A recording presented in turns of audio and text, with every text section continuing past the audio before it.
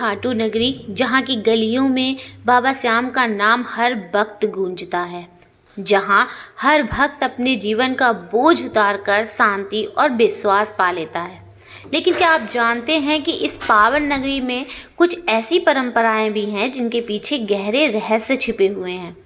आज मैं आपको इस वीडियो में बताऊंगी कि खाटू नगरी की ऐसी कौन सी 5 परंपराएं हैं जो केवल रीति रिवाज नहीं बल्कि बाबा श्याम के दिव्य चमत्कार और भक्ति के अद्भुत प्रतीक भी हैं। जय श्री श्याम दोस्तों, एक बार फिर से स्वागत है आप सबका आपके अपने चैनल ज्ञान की बातें में। दोस्तों, वीडियो स्टार्ट करने से पहले मेरे बाबा के नाम का जयकारा कमेंट बॉक्स में ज़रूर लगा दीजिएगा, जिससे बाबा तक आपकी आवाज़ सबसे पहले पहुँचे। तो दोस्तों, हर साल फागुन मास में खाटू नगरी में विशाल मेला लगता है।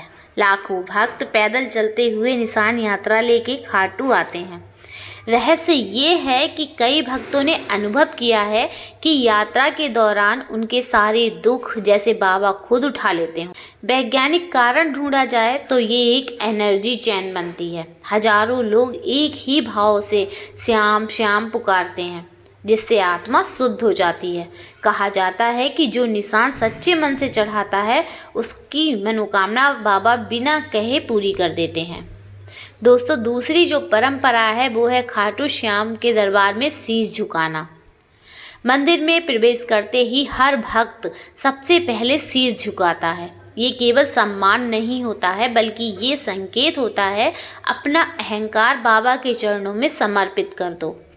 रहस्य ये है कि जब कोई भक्त मन से झुकता है तो उसे अपने जीवन के बड़े संकट हल होते हुए दिखते हैं।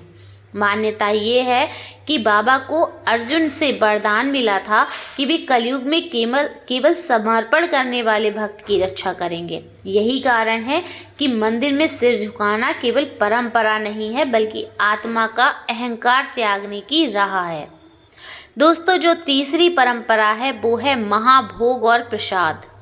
खाटू नगरी में महाभोग की परंपरा बहुत अनोखी है। प्रसाद में खासकर कचौड़ी और चूरमा चढ़ाया जाता है। रहस्य ये है कि जब भी ये भोग बाबा को अर्पित होता है, भक्तों ने कई बार दिव्य खुशबू और अद्भुत शांति का अनुभव किया है। कहा जाता है कि प्रसाद केवल भोजन नहीं है बल्कि बाबा का आशीर्वाद, शक्ति का माध्यम है। वैज्ञानिक दृष्टि से भी देखा जाए तो जब भक्त मिलकर प्रसाद ग्रहण करते हैं तो एक सकारात्मक कंपन पूरे वातावरण में फैलती है, जिससे मन में शांति और आनंद की अनुभूति होती है। दोस्तों, जो चौथी परंपरा है वो है खाटू नगरी का श्वेत ध्वज। मंदिर के शिखर पर हमेशा एक सफ़ेद ध्वज लहराता है। ये ध्वज केवल सजावट नहीं है बल्कि शांति और विजय का प्रतीक है। रहस्य ये है कि सफ़ेद ध्वज हर समय भक्तों को ये संदेश देता है कि बाबा श्याम का मार्ग शांति और सत्य का मार्ग है।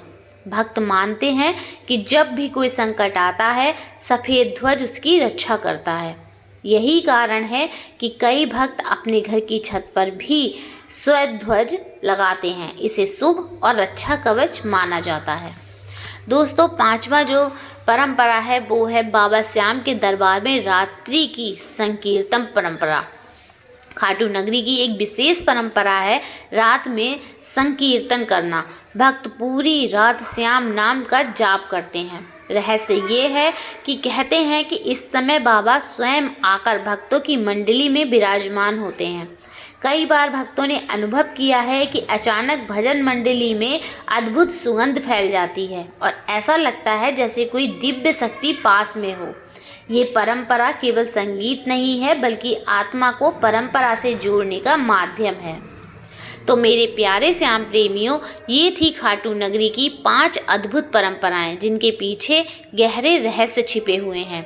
इन परंपराओं को निभाने वाला भक्त न केवल आशीर्वाद पाता है बल्कि उसके जीवन का हर संकट बाबा अपने चरणों में खींच लेते हैं।